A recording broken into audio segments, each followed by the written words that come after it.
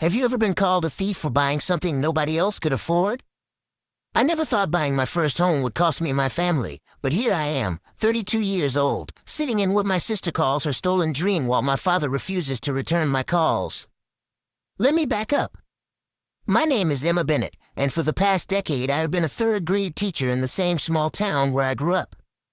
I am not flashy, I do not take expensive vacations, and I drive a 2008 Honda Civic with a dent in the passenger door that I have been meaning to fix for 3 years.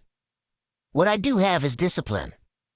Every month since I started teaching, I put away 15% of my paycheck. I meal prepped before it was trendy. I bought generic brand everything. My friends used to joke that I was the only person under 30 who got excited about high-yield savings accounts. All of that saving had a purpose. I wanted to own a home.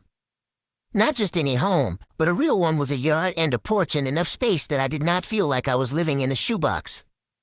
In our town, where the median home price had climbed to $375,000, that dream felt impossible on a teacher's salary. So I saved, and I waited, and I watched the market like a hawk. Then my grandmother passed away. Nana Ruth had lived in the same farmhouse on Maple Ridge Road for 53 years. It was a sprawling old colonial with 4 bedrooms, 2 bathrooms, and about an acre of land. The house had good bones but desperately needed work. The roof leaked in 2 places, the kitchen appliances were from 1987, and the whole place smelled faintly of mothballs and old potpourri. When she died, the house went to my father and his brother, my Uncle James, who decided to sell it rather than deal with the repairs. They listed it for $295,000. That might sound reasonable, but factor in the $50,000 minimum it would need in immediate repairs, and you are looking at a $345,000 investment. The house sat on the market for 7 months. I watched the price drop twice, first to $279,000, then to $259,000. Still, no buyers. My sister Olivia, 3 years older than me, had always been vocal about her love for Nana's house. During family dinners, she would wax poetic about the wraparound porch, the original hardwood floors, the way the afternoon sun hit the living room.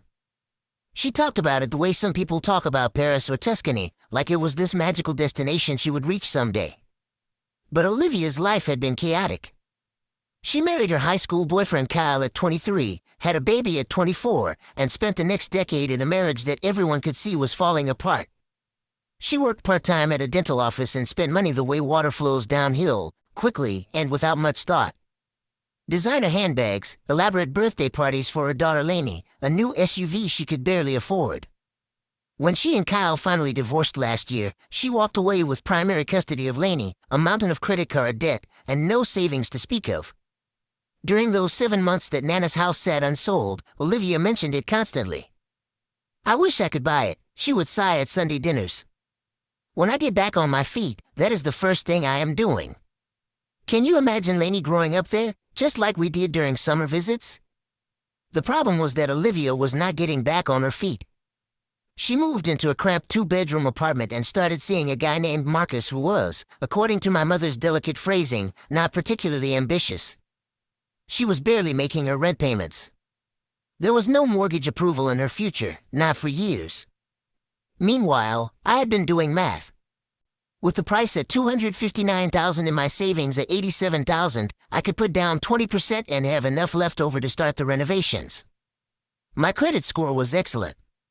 I had stable employment. I made an appointment with a mortgage broker and got pre-approved within a week. I did not tell anyone in my family. Not at first. I knew how Olivia would react, and I honestly was not sure the bank would even approve the loan once they saw the inspection report. But they did. The house appraised at $270,000 despite its condition, and the bank offered me a 30-year fixed-rate mortgage at 6.2%. I made an offer of $249,000. My father and uncle accepted within 24 hours. The day I got the keys, I drove to the house alone. It was early March, cold and gray, with leftover snow still clumped in the shadows of the porch. I walked through every room, my footsteps echoing on the bare floors. In Nana's bedroom, I found an old jewelry box she had forgotten to pack. Inside was a note in a shaky handwriting that said, "For my Emma, who always appreciated the simple things." I cried for 20 minutes sitting on the dusty floor of what was now my bedroom. I waited until Sunday dinner to tell my family. I thought they would be happy for me. After all, the house had been sitting empty, costing my father and uncle money in property taxes and insurance. I was keeping it in the family. I was taking on the burden of repairs that nobody else wanted to handle. I have some news, I said, setting down my fork. My parents, Olivia, and my younger brother Mason were all there. I bought Nana's house. The silence that followed felt like someone had sucked all the air out of the room. You what? Olivia's voice was barely above a whisper. I bought the farmhouse. I close next week officially, but Dad and Uncle James accepted my offer.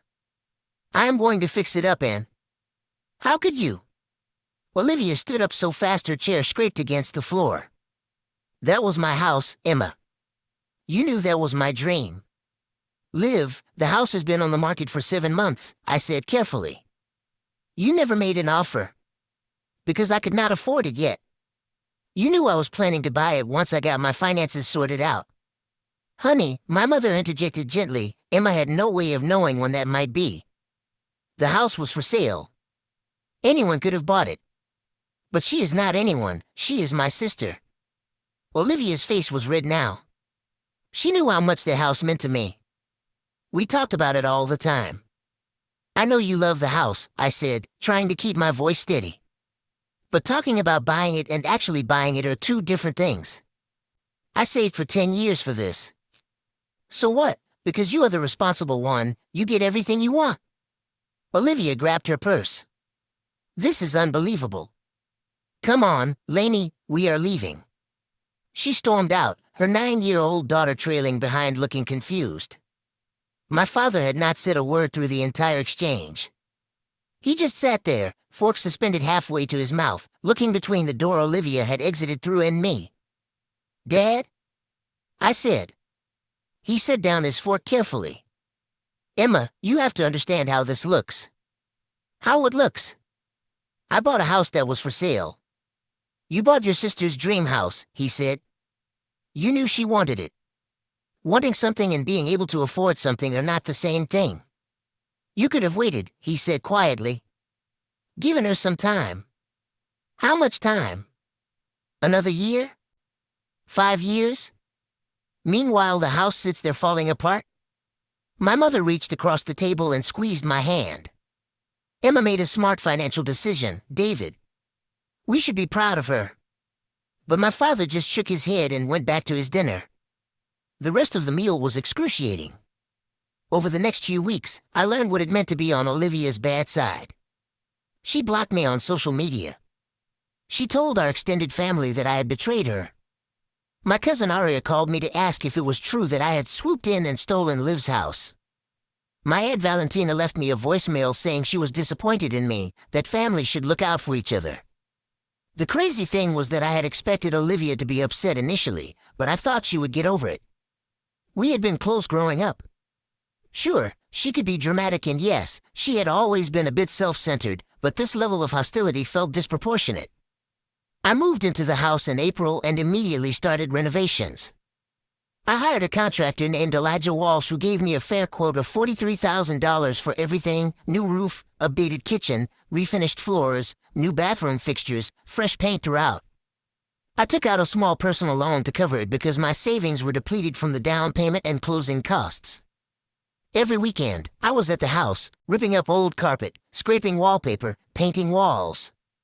My mother came to help sometimes, and Mason came once to help me tear out the disgusting kitchen tile. But mostly I was alone, covered in dust and sweat, slowly transforming the house into something beautiful. In June, my father called me. Emma, we need to talk. My stomach dropped. Nothing good ever followed those words. What is it, Dad? Your sister is really struggling with this house situation. She is seeing a therapist about it. She is seeing a therapist because I bought a house that was on the market. She is seeing a therapist because her sister betrayed her trust and stole something that had deep emotional significance. I sat down on my new couch, the first piece of furniture I had bought for the house. Dad, I did not steal anything. The house was for sale. I bought it. That is how real estate works. Emma, I am asking you, as your father, to consider selling the house to Olivia. I laughed. I could not help it. Olivia does not have any money. She cannot get a mortgage. How exactly would this transaction work? You could sell it to her for what you paid. I would co-sign her loan. Dad, I have already put $40,000 into renovations. The new roof alone was $18,000. Then sell it for $290,000. That covers your purchase price and most of the renovations. Most of the renovations? So I should just eat $10,000 or $15,000 plus all the hours I have put into this place. I am asking you to do the right thing. The right thing? The right thing is for Olivia to accept that she could not afford this house and move on with her life. There was a long pause. If you do not seriously consider this, Emma, I do not know if I can have a relationship with you. The words hit me like a physical blow. You are saying you would cut me off because I bought a house? I am saying I would have trouble maintaining a relationship with someone who would hurt their sister this badly and then refuse to make it right. He hung up before I could respond. I sat there on my couch, in my house, the house I had worked so hard for, and cried until my head pounded. How had wanting a home of my own turned into this? My mother called an hour later. I heard what your father said. Emma, honey, do not let him bully you. You did nothing wrong. He is going to cut me off, Mom. He is angry and he is being manipulated by your sister. Give him time. He will come around. But he did not come around. Weeks passed, and my father did not call, did not text, did not respond when I reached out. Olivia posted on social media about family betrayal and the pain of having your dreams stolen by people who are supposed to love you. She never mentioned me by name, but everyone knew who she was talking about. My notifications were full of people asking what I had done to my poor sister. By August, the renovations were nearly complete. The house looked incredible. The kitchen had new white shaker cabinets, quartz countertops, and stainless steel appliances. The hardwood floors gleamed. I had painted the exterior a soft gray with white trim, and the wraparound porch had new railings and a porch swing. It looked like something out of a home renovation show. I invited my mother and Mason over for dinner to celebrate. Mom brought a bottle of wine and spent the evening gushing over every detail. Mason, who was 27 and working as a physical therapist, was impressed despite himself. Sis, this place is amazing, he said, running his hand over the smooth granite countertop. You should be really proud. I am, I said. Or I am trying to be. It is hard to feel proud when half the family thinks I am a monster. My mother sighed. Olivia will get over it eventually. She always does. What do you mean, she always does? Oh, Emma. This is not the first time Olivia has had a dramatic reaction to not getting what she wants. Remember when you got the lead in the school play junior year? I did remember. Olivia, who was a senior at the time, had also auditioned. When I got the part of Dorothy in The Wizard of Oz and she was cast as a munchkin, she quit the play entirely and did not speak to me for a month. She told everyone I had only gotten the part because I was sleeping with the drama teacher, which was particularly vicious since Mr. Patterson was 63 years old and like a grandfather to me. Well, when you got into state university with a scholarship and she had to go to community college, Mason added. She told everyone you had cheated on your SATs. I had forgotten about that, I admitted. Olivia has always been jealous of you, my mother said quietly. Ever since you were little. You were always the easier child, the one who did well in school, who did not need constant attention. It made her feel inadequate, I think. That is not my fault, I said. Of course it is not. But Olivia has never been good at taking responsibility for her own life. It is always easier to blame someone else. We moved to the living room, and I showed them the built-in bookshelves Elijah had installed. My mother paused in front of a small desk in the corner. Is this Nana's secretary desk? Yeah, it was in the attic. I cleaned it up and had the hardware replaced. I thought I would use it as a little workspace. My mother opened one of the small drawers. Did you go through all of these? Most of them. There was not much, just some old bills and receipts. She pulled open another drawer, one I had not gotten to yet. Inside was a stack of papers. She pulled them out and started flipping through. "Emma, you need to see this." She handed me a piece of paper. It was a printout of a text message exchange. The names at the top were Nana Ruth and Olivia Davis, Olivia's married name that she had kept after the divorce.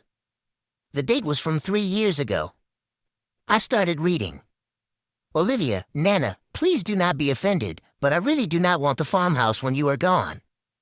I know you love it, but it is honestly kind of a dump. No offense. Nana Ruth, none taken, sweetheart. I know it needs work. What about Emma? Do you think she would want it? Olivia, Emma? God, no. She is so cheap she will probably live in an apartment forever to save money. Plus, can you imagine her decorating a house? Everything would be beige and boring. Nana Ruth, well, someone in the family should have it. I would hate to see it go to strangers. Olivia, honestly, Nana, you should sell it now and enjoy the money. The place is a money pit. I drove by last week and the porch looks like it is about to fall off. I stared at the paper, reading it again and again. My mother was holding another page. "There is more," she said. The next page was dated a year later. "Olivia, how are you feeling, Nana? Mom said you were having trouble with your blood pressure. Nana Ruth, I am all right, dear. Getting old is not for the weak. I have been thinking about the house again. Your father thinks I should update my will. Olivia, you should definitely do whatever makes you happy. But between you and me, that old house is not worth the headache. The foundation alone probably needs $50,000 in work. Nana Ruth, it does have its problems. But it has good memories too. Olivia, memories are nice, but you cannot live in memories. If it were me, I would take the money and run. Buy yourself a nice condo in Florida, live it up." I set the papers down on the desk, my hands shaking. She told Nana the house was a dump. She actively discouraged her from leaving it to the family. "Keep reading," my mother said grimly. The third page was dated just 8 months ago, 2 months after Nana died and 1 month after the house was listed for sale. "Olivia, I cannot believe you and Uncle James are selling Nana's house. That place is full of our family history. Dad, Liv, honey, you are the one who told Nana it was a money pit. We cannot afford to maintain it, and none of you kids expressed interest in buying it. Olivia, I never said I was not interested. I just said it needed work. I have always dreamed of living there someday. Dad, well, if you want to put in an offer, the realtor is Sandra Foster. The house is listed at $295. Olivia, I cannot afford that right now, you know that. Maybe you and Uncle James could hold on to it for a few more years? Dad, and pay property taxes and insurance on an empty house that is falling apart? That does not make financial sense, sweetheart. Olivia, so you are just going to let our family legacy go to strangers? What would Nana think? Dad, Nana wanted the house to go to someone who would love it and take care of it. If that is you, make an offer. Otherwise, we need to sell." I could feel my blood pressure rising as I read. She completely changed her story. She went from calling it a dump to calling it our family legacy. "There is one more," my mother said. The last page was a screenshot of a group text from 6 months ago, before I had made my offer. The participants were Olivia, her friend Aria, and someone named Kennedy who I did not recognize. "Aria, how is the house hunt going?" Olivia, "Ugh, terrible. Everything in my budget is either tiny or in a bad neighborhood. I am so depressed." Kennedy, "What about your grandma's old place? I thought you said you wanted that." Olivia, "That rundown shack? Please. Even if I could afford it, I would spend the next decade renovating. I want something move-in ready." Aria, "Didn't you tell your parents you wanted it?" Olivia, I mentioned it because I know it makes them feel better to think it might stay in the family. But realistically, I have zero interest in living out in the middle of nowhere in a house that probably has black mold. Kennedy, "So it is just for show?" Olivia, "Pretty much. Plus, if I act interested, maybe they will feel guilty enough to help me with a down payment on something decent." I set the phone down and looked at my mother. She looked as stunned as I felt. She lied, I said. About everything. She manipulated all of us, my mother said quietly. She told Nana the house was worthless, then turned around and told your father it was the family legacy, all while telling her friends she had no interest in it whatsoever. And now she is making my life hell because I actually bought it. Because you called her bluff, Mason said. He had been reading over my shoulder. She never thought anyone would actually buy it. She thought she could use it as leverage, play the victim, maybe get some money out of Dad and Uncle James. And when I actually bought it, she had to commit to the lie, I said slowly. She had to act devastated because that is what she told everyone she would be. Even though she never actually wanted it. She backed herself into a corner, my mother agreed. And rather than admit she lied, she went all in. Doubled down. Made you the villain. I thought about the last 4 months. The blocked calls. The social media posts. My father threatening to cut me off. All of it based on a lie. All of it because Olivia could not admit that she had been manipulating everyone. What do I do with this? I asked.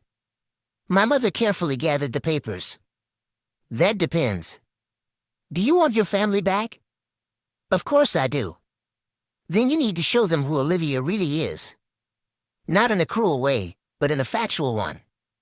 She has been controlling the narrative this whole time. It is time for the truth. The next Sunday dinner was at my parents' house. My father had finally agreed to have me over, though he had made it clear that I was on thin ice.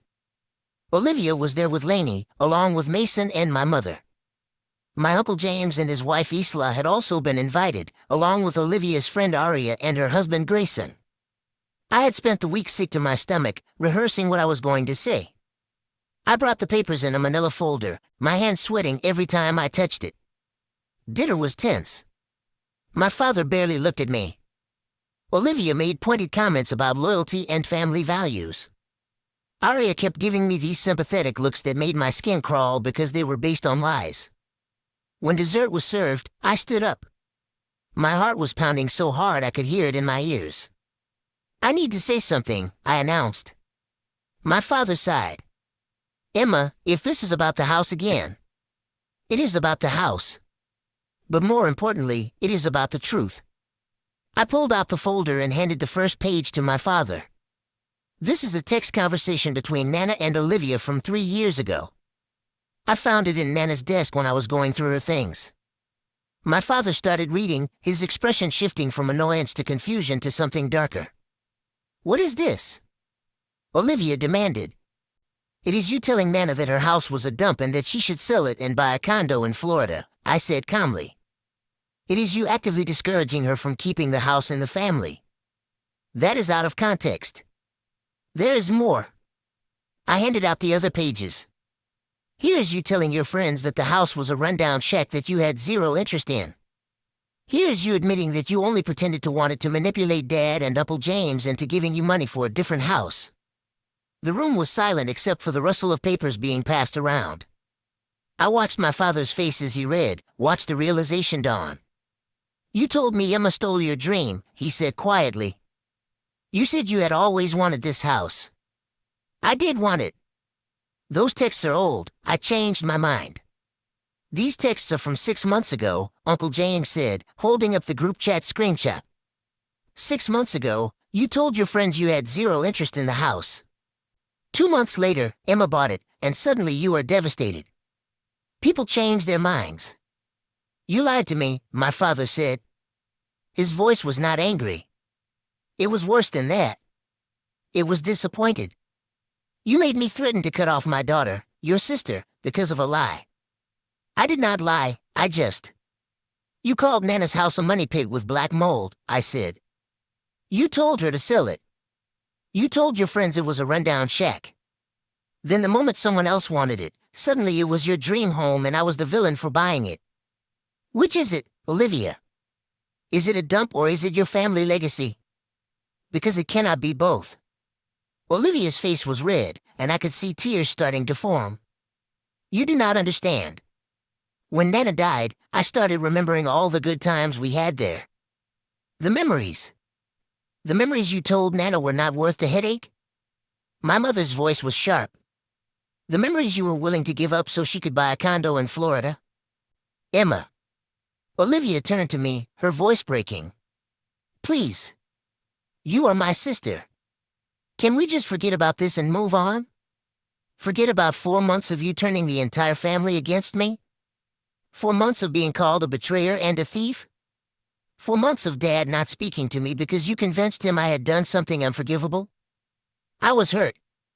You were manipulative, I said. You have been manipulating all of us. And the worst part is that you are so committed to this lie that you were willing to destroy our relationship over a house you never even wanted. Olivia stood up, grabbing her purse. I do not have to sit here and be attacked. Sit down, Olivia. My father's voice cut through the room.